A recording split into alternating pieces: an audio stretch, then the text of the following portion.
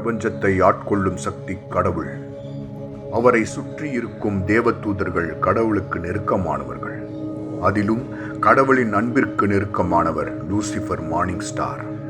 பிரபஞ்சத்தில் எல்லா உயிரினங்களையும் படைத்த கடவுள் கடைசியாக மனிதனை படைத்தார்.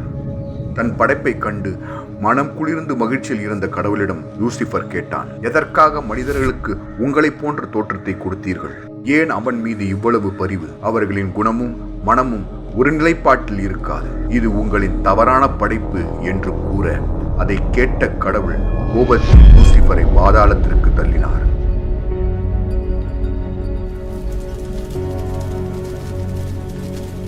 கீழே விழுந்த லூசிஃபர் கடவுளை பார்த்து, நான் சொன்னது எவ்வளவு உண்மை என்பதை நீங்கள் படைத்த மனிதர்களை வைத்தே உங்களுக்கு உணரச் செய்வேன் என்று சொல்லி அக்கணமே சாத்தானாக உருவெடுத்தான்.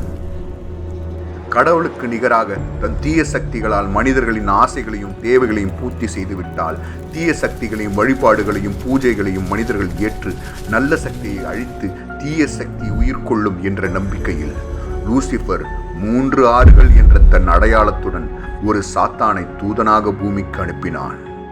மனித உருவில் சாத்தான் பூமியில் அவதரித்தது.